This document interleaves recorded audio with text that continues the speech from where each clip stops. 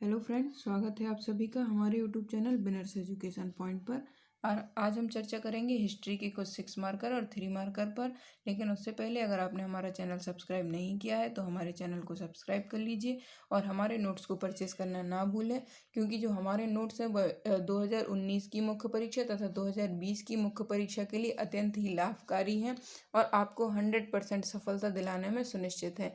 अभी हमारे पास ethics, Hindi, social, geography, MP Hindi आदि के नोट्स अवेलेबल हैं, तो आप उनको डिस्क्रिप्शन बॉक्स में इंस्टा मोजो की लिंक दी गई है, वहां जाकर चेकआउट कर सकते हैं और हमारे नोट्स परचेज कर सकते हैं। और दोस्तों, हमारी मेंस की टेस्ट सीरीज भी आप ज्वाइन कर सकते हैं, जिसमें मात्र 3,000 रुपये में आपको 50 FLTs प्रदान की जाएंगी। साथ ही हमारे जो सिलेक्टेड लोग हैं उनके द्वारा आपकी कॉपी का मूल्यांकन करके आपको फीडबैक दिया जाएगा। साथ ही आपको मॉडल आंसर की प्रदान की जाएगी, जिससे आप अपने प्रश्न को किस तरीके से मॉडल बना सकते हैं उसके विषय में आप विचार कर सकते हैं। तो हम चर्चा करते हैं हमारे पहले 6 मार्कर पर, जो कि है बंगाल विभाजन या फिर 16 अक्टूबर 1905।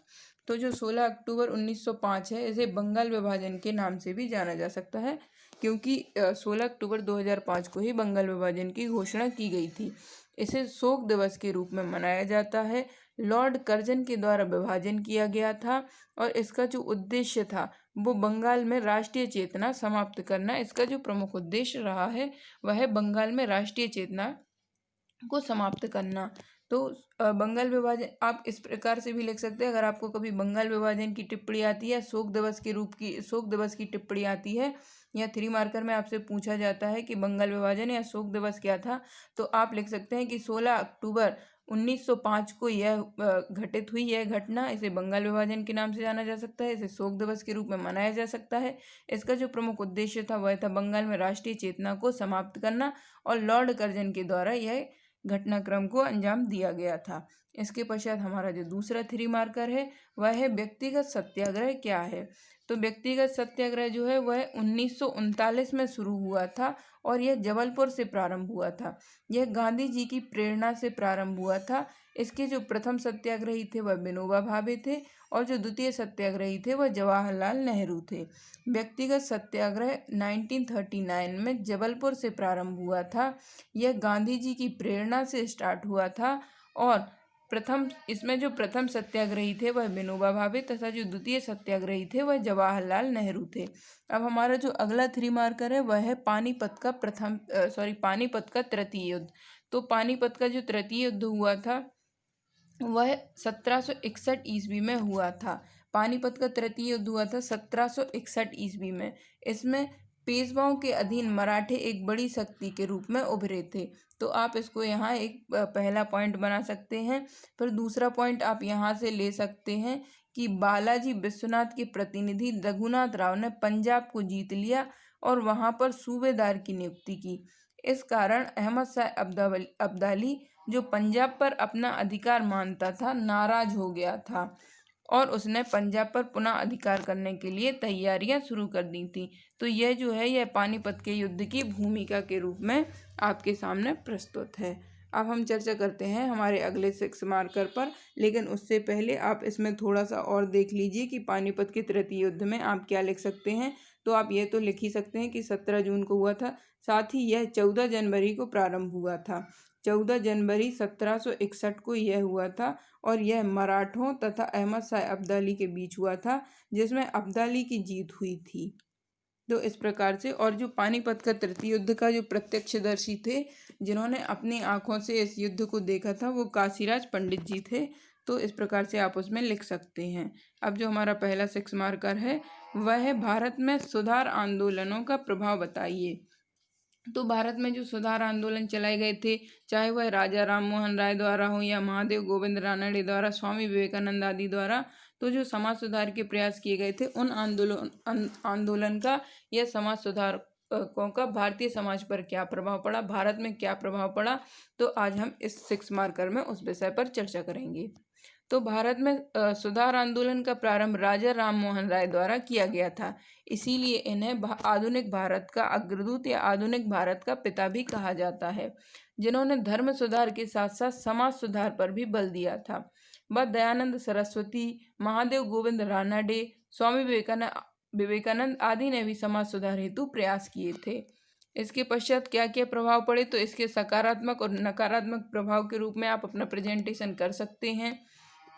तो सकारात्मक प्रभाव के रूप में हम पहले सकारात्मक प्रभाव की चर्चा करेंगे। तो सकारात्मक प्रभाव जो थे वह था सामाजिक कुरीतियों का अंत, राष्ट्रीय चेतना का विकास, भारतीय समाज में आधुनिकता का विकास हुआ, पाश्चात्य शिक्षा व संस्कृति का विकास हुआ, मानववाद और तर्कवाद की अवधारणा का भी इसमें विकास हुआ था।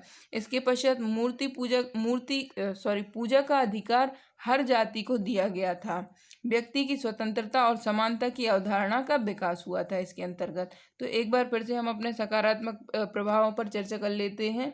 तो सकारात्मक प्रभाव के अंतर्गत सामाजिक कुरीतियों का अंत हुआ था, चाहे वह सती प्रथा हो, चाहे पर्दा प्रथा हो, चाहे विधवा पुनर्विवाह आदि, इन कुरीतियों का अंत हुआ था। राष्ट्रीय चेतना का विकास हुआ था और भारतीय समाज में आधुनिकता का भी विकास हुआ था।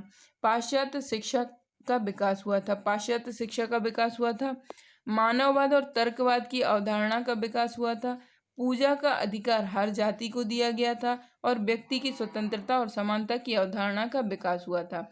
अब हम चर्चा करते हैं कि जो सुधार आंदोलन थे उनके नकारात्मक प्रभाव क्या क्या थे उसके विषय में। तो जो नकारात्मक प्रभाव थे वह थे व्यक्तिगत धर्म की श्रेष्ठता। इसमें व्यक्तिगत धर्म की श्रेष्ठता को महत्व दिया गया था। उच्च जातियों की उपेक्षा की गई थी। प्राचीन भारतीय संस्कृति को ज़्यादा महत्व दिया गया था। संस्कृति के चुनिंदा पहलू को महत्व दिया गया था और संकुचित सामाजिक अवधारणा पर बल दिया गया था।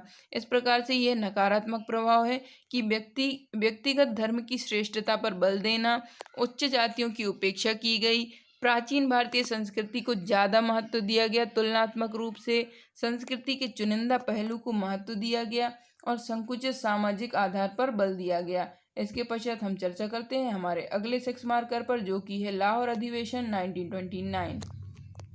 तो लाहौर अधिवेशन तो जो था वह कांग्रेस के कलकत्ता अधिवेशन में ब्रिटिश सरकार को यह चेतावनी दी गई कि वह 1 वर्ष के भीतर नेहरू रिपोर्ट को स्वीकार नहीं करेगी तो कांग्रेस पूर्ण स्वराज से कम किसी भी प्रस्ताव पर राजी नहीं होगी।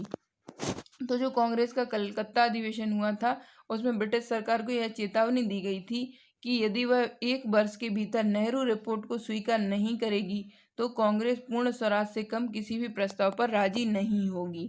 इसके पश्चात सरकार की तरफ से कोई प्रतिक्रिया न मिलने पर 1929 में नेहरू की अध्यक्षता में लाहौर कांग्रेस अधिवेशन आयोजित हुआ था, जिसमें निम्न प्रस्ताव पारित हुए थे।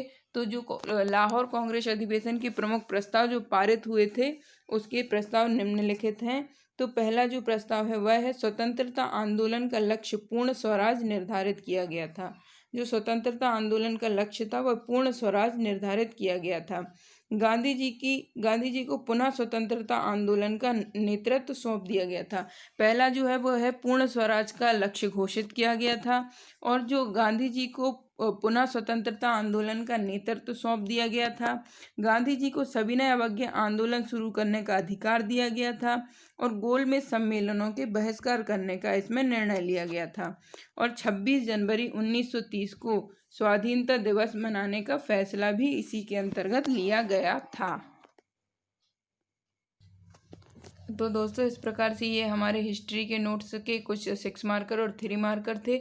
इसी प्रकार से विभिन्न सब्जेक्टों के जैसे कि ethics, Hindi, social, history, geography आदि के नोट्स अभी हमारे पास उपलब्ध हैं और पॉलिटी के नोट्स शीघ्र तैयार होने वाले हैं, वो मंडे तक आपको अवेलेबल कर दिए जाएंगे। तो दोस्तों हमारे नोट्स परचेज करना ना भूलें। आपकी मुख्य परीक्षा में सफलता सुनिश्चित करने के लिए हम हमेशा प्रयासरत रहेंगे।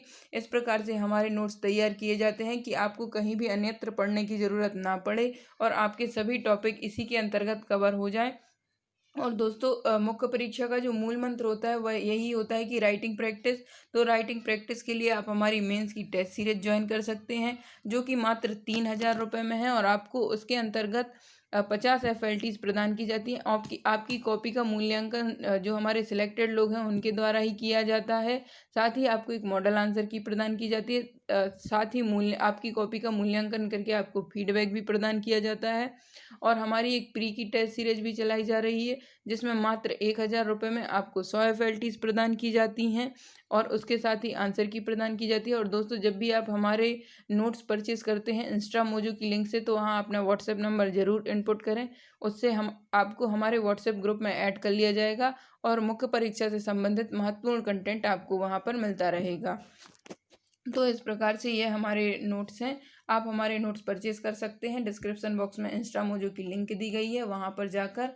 और आप हमें फेसबुक और इंस्टा पर फॉलो कर सकते हैं। आप हमें टेलीग्राम पर ज्वाइन कर सकते हैं, जहाँ आपको वीडियो की फ्री PDF के साथ साथ अन्य महत्वपूर्ण कंटेंट भी मिलता रहता है।